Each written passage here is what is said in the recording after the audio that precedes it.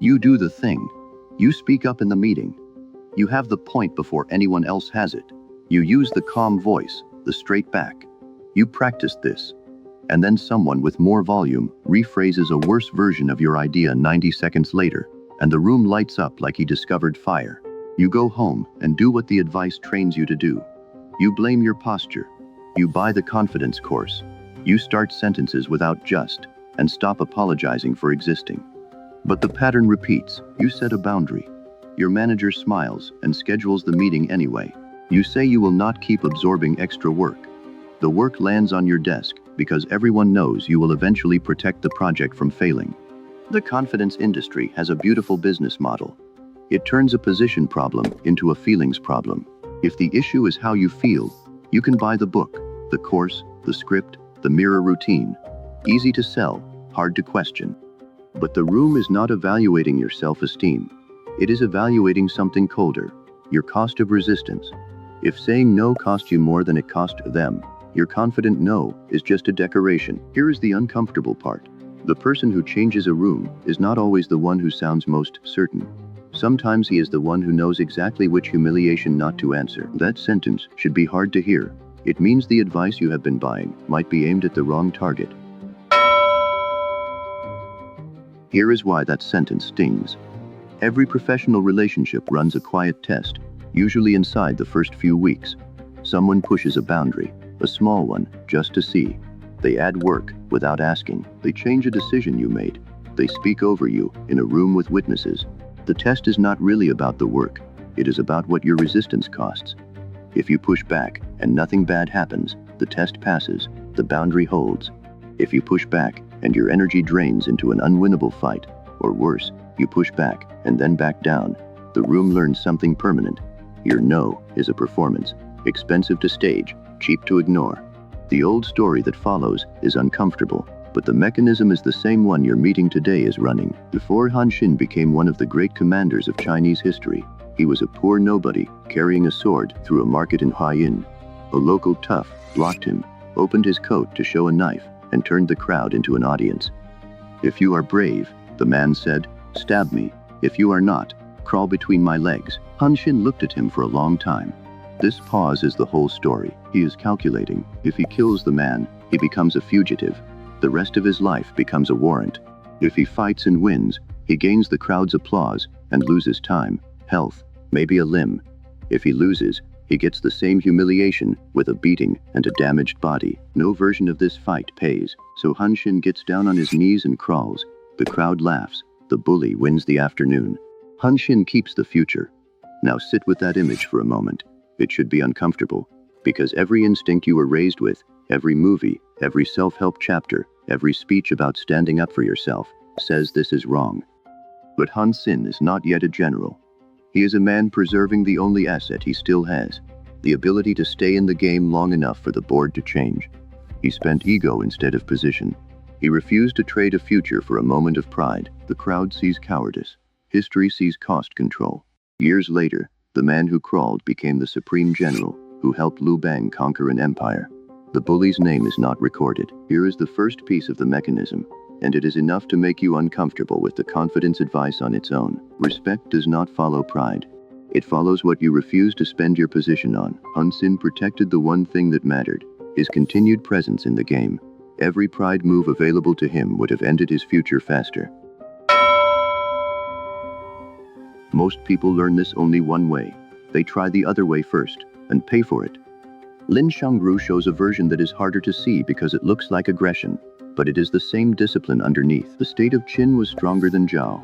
Qin wanted the He family jade, a treasure Zhao held, and offered 15 cities in exchange. Everyone understood the trap. Qin could take the jade and give nothing.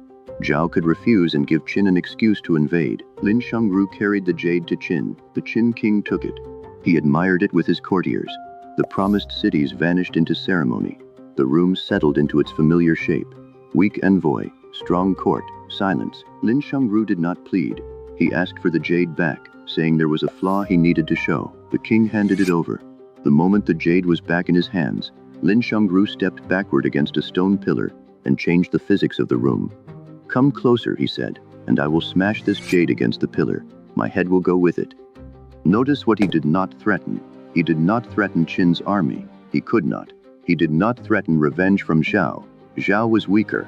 He threatened the one thing in that room that Qin actually wanted in that second, the jade intact, and the appearance of superiority intact. The pillar made it physical, not a negotiation.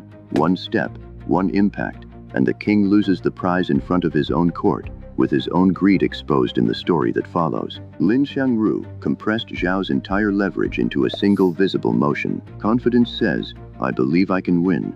Lin Xiangru was saying something more dangerous. "I have already accepted the loss you are trying to threaten me with."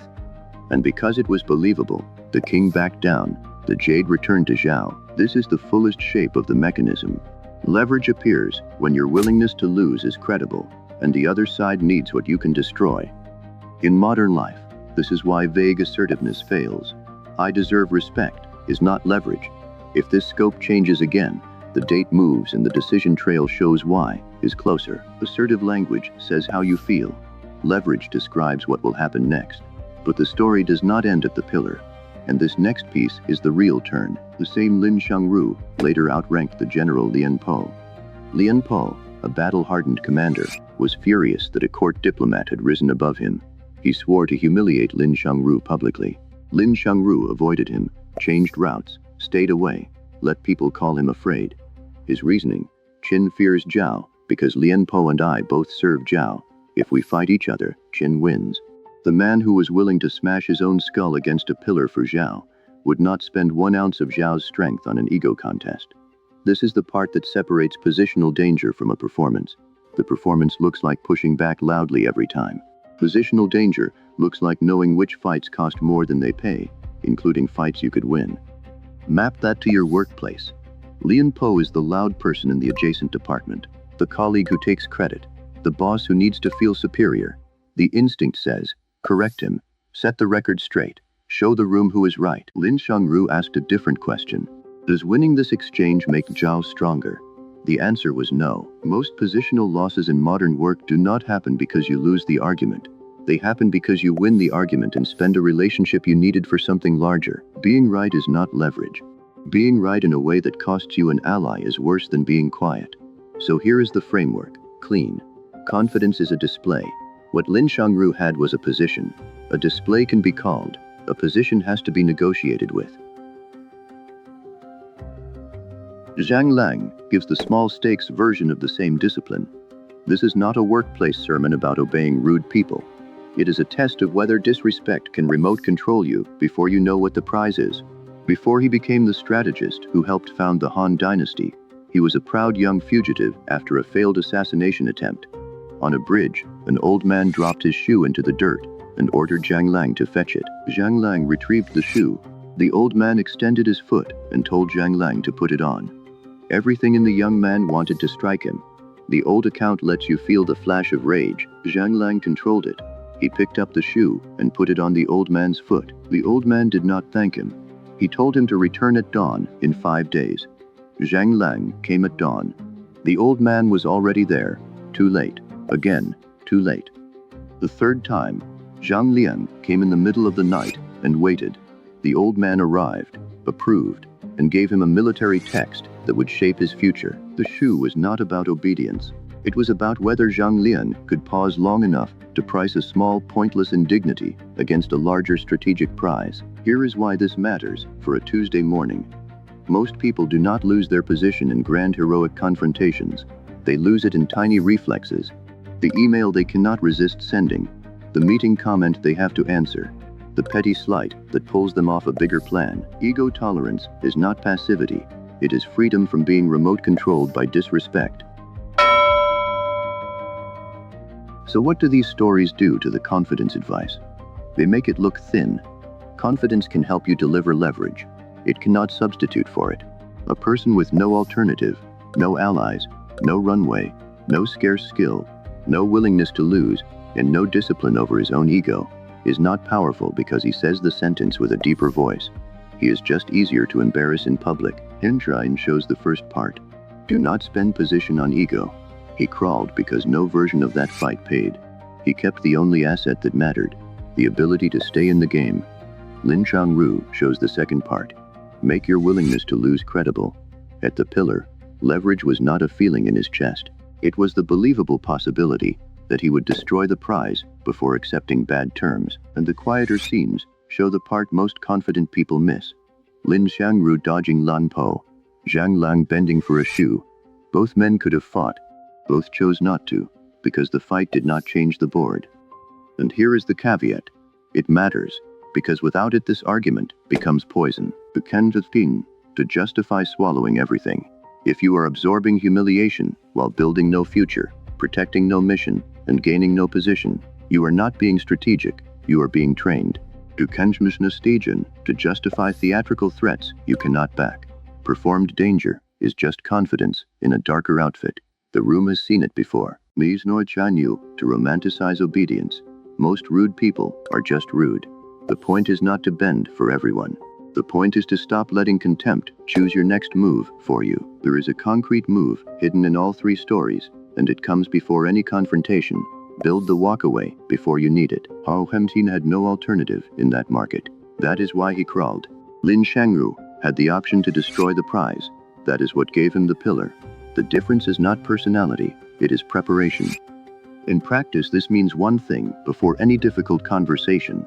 Make sure your life does not depend on this one person, this one job, this one deal, saying yes, a second client, a saved month of expenses, a documented decision trail that someone else will read, a recruiter call you actually return. Most people skip this step because it is slow. Then they wonder why their confident boundary collapses the first time it is tested. The boundary was never the problem. The lack of ground to stand on was the problem. The discipline is practical. Build a real alternative before the ask. A job lead, a savings runway, a second client, a documented record. Your no becomes real only when it has somewhere to stand. Price each fight before you enter it. If the only thing you win is pride, the fight is probably priced for someone else's benefit. Train your ego where the stakes are small. Let the dumb comment pass when answering it wins nothing.